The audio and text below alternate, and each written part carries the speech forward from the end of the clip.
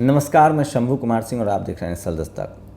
अनिल अंबानी, मुकेश अंबानी के भाई हैं, धीरू अंबानी के बेटे हैं, उन पर 40,000 करोड़, 40,000 करोड़, जी हाँ ठीक सुन रहे हैं, 40,000 करोड़ का सिर्फ कर्ज अनिल अंबानी पर है।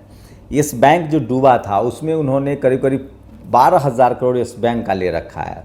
अब इस बैंक ने उनका जो हेडक्वार्टर था मुंबई में उस पर कब्जा कर लिया और उससे वो 28,292 करोड़ की वसूली करेगी। आपको बता दें कि दुनिया में सबसे महंगे घर में मुकेश अंबानी रहते हैं। दूसरा सबसे महंगा घर अनिल अंबानी का है, 5,000 करोड़ का घर है मुंबई में। फिलहाल उनके जो दफ्तर है उसको कब्जा कर लिया गया है और उसके बाद उनके 2 और जो नागिन अपार्टमेंट है उस पर भी इस बैंक ने अपना कब्जा कर लिया है और ये 22 जुलाई की खबर है। तो ये जो कब्जा है वो बहुत ज़रूरी है, बहुत ज़रूरी खबर है जो मैं आपसे शेयर कर रहा हूँ। आपको समझना पड़ेगा, इस देश में 90% आबादी जो है वो गरीब लोग की है, जिसमें SC ST OBC की ज़्यादा है। हम आप सब 2,000, 4,000, 10,000, 5 लाख, 10 लाख पूरी जीवन भर की सेविंग्स जो है वो बैंक में बचत खाते में रखते हैं या FD करते हैं।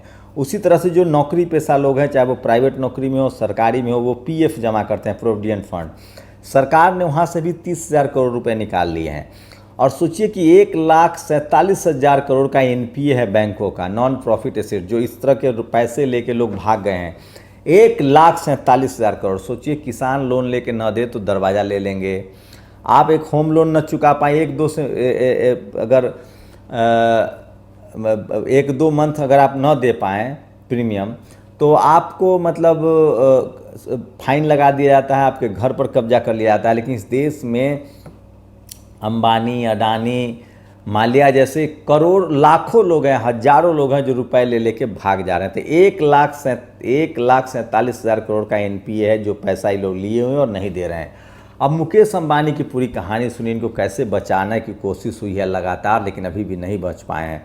40,000 करोड़ तो इन पर NPA है और ये जितने बिजनेसमैन हैं ये सब हमारे आपके बैंक का पैसा लेके कर्जा लेके ये बिजनेस करते हैं। लेकिन इस देश में बिजनेस करने वालों की एक जाति है। जो आरक्षण था, बाबा साहब ने कहा था कि हम एक ऐसे डेमोक्रेटिक सिस्टम में जा रहे हैं जहां सबसे ज़्यादा कॉन्ट्राडिक्शन है। हमको राजनीतिक रूप से तो अधिकार होगा, वोट का अधिकार होगा, लेकिन सामाजिक रूप से और आर्थिक रूप से वो भेदभाव जो है वो खाई की तरह है। आज भी इस देश में SC ST OBC माइनॉरिटी को बैंकों से लोन नहीं मिलता है ताकि आप कर चुका पाएँ, जबकि छोटे छोटे उद्योगपति जो हैं, छोटे छोटे कारोबारी हैं, वो SC ST OBC माइनॉरिटी के अगर उनको बैंक लोन देता 10 लाख, 5 लाख, 20 लाख, 50 लाख भी, तो वो कभी पैसा नहीं लेते।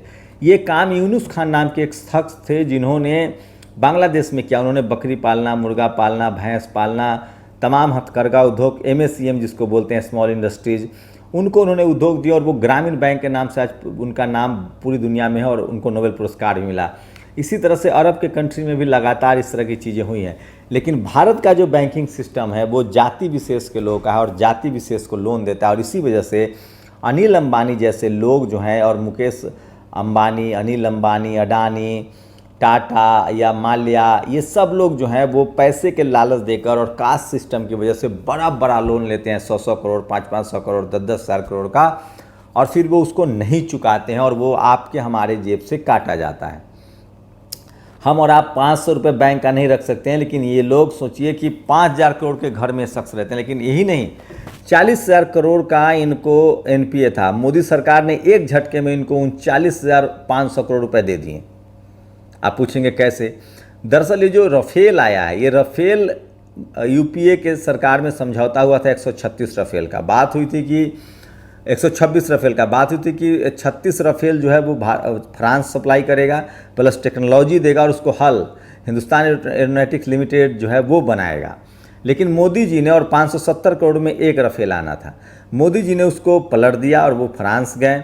और उसके बाद उन्होंने कहा कि नहीं, हल जो भारत की जो कंपनी है वो नहीं बनाएगी, हमको मतलब 26 राफेल ही चाहिए, जिसमें से 5 राफेल आ गया है और बाकी के राफेल जो है वो 1670 करोड़ के हिसाब से बना और बाकी के जो राफेल जो है वो बनाएंगे अनिल अंबानी की कंपनी, और उनको 39,000 से ज़्यादा, मतलब लगभग 40,000 करोड़ रुपए उनके पैकेट में जाएगा। तो क्या उनको गरीबी से और उनके कर्जा से निकालने की कोशिश थी और प्रधानमंत्री ने उनको फ़ायदा पहुंचाया? ये बात राहुल गांधी लगातार सवाल पूछ रहे थे, लेकिन इस पर किसी ने चुप्पी नहीं साध ली। लेकिन चूंकि मीडिया जनता का सवाल, विपक्ष का सवाल नहीं दिखाता है, वो सरकार के खाली प्रोपेगेंडा, सरकार अपना जो प्रचार करती है वो दिखाती है।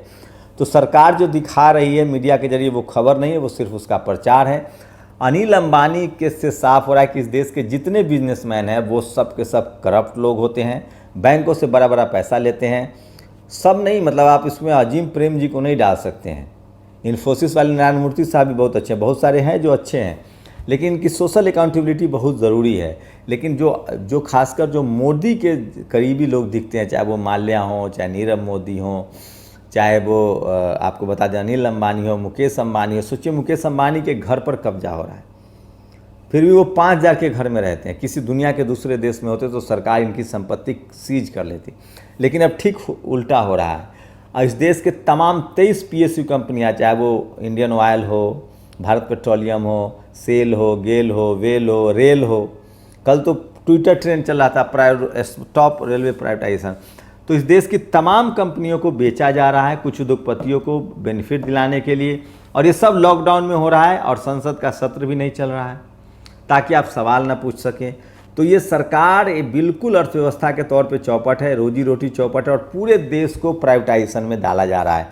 अगर ये हो गया तो सिर्फ इस देश में 10 से 15% जो लोग हैं, जो कि कौन है आप जानते ही हैं, वो SC ST OBC माइनॉरिटी के 95-90% लोगों को गुलाम बना लेंगे। जब आपके पास पढ़ाई लिखाई नहीं होगी, आपके बच्चे को हिंदी पढ़ना है, सरकारी स्कूल ख़राब है, सरकारी अस्पताल ख़राब है, ट्रांसपोर्ट ख़राब है, जो बिजनेसमैन चाहेंगे वही होगा, और बाकी लोग सिर्फ और सिर्फ मजदूर बन के रह जाएंगे, मजबूर बन के रह जाएंगे।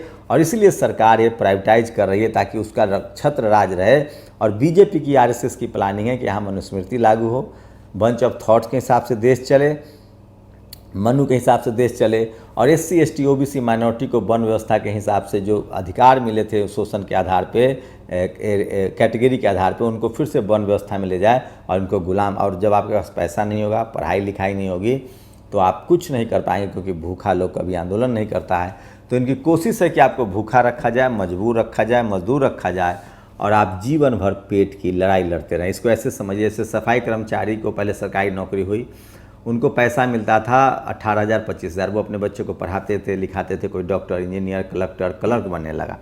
तब इन्होंने सोचा कि भाई जब सफाई कर्मचारी का बेटा जो है ये सब बन जाएगा तो फिर सफाई कौन करेगा, तो इन्होंने उसका नौकरी प्राइवेटाइज कर दिया। अब सफाई कर्मचारी को मिलता है 8 से 10,000। अब वो बेचारा उसमें खाएगा क्या, कमाएगा क्या, बच्चा को पढ़ाएगा क्या, अब वो पीढ़ी दर पीढ़ी सफाई कर्मचारी बनता जाएगा। तो ये एग्जाम्पल दे रहा हूँ। तो इस देश में पैसे वाले होंगे, और बाकी जो SC ST OBC माइनॉरिटी के लोग हैं जो किसी तरह से नौकरी में जा रहे थे, थोड़ा थोड़ा बिजनेस कर रहे थे, मेन स्ट्रीम में जा रहे थे, उनको फिर से वहीं जाके पटक दिया जाएगा, नौकरी ही नहीं रहेगी। आपके पास बिजनेस ही करने के लिए बिजनेस पैसा नहीं है। बिग बाज़ार को भी अंबानी ने खरीद लिया। तो इस देश में गिने चुने 100, 200, 500 लोगों का राज होगा, सरकार उसी तरह से चलाएंगे। कब्जा कर लिया गया है देश पर, और रेस्ट जो 90% गरीब लोग हैं, जिसमें SC ST OBC की संख्या 85% है, 5% सवर्ण भी गरीब हैं, वो गरीबी में मजदूरी करने के लिए मजबूर होंगे, और खाने के बगैर, सुविधाओं के बगैर तिल तिल करने के लिए मजबूर होंगे। और अडानी, अंबानी, माल्या, मोदी जैसे लोग हमेशा मजा करेंगे।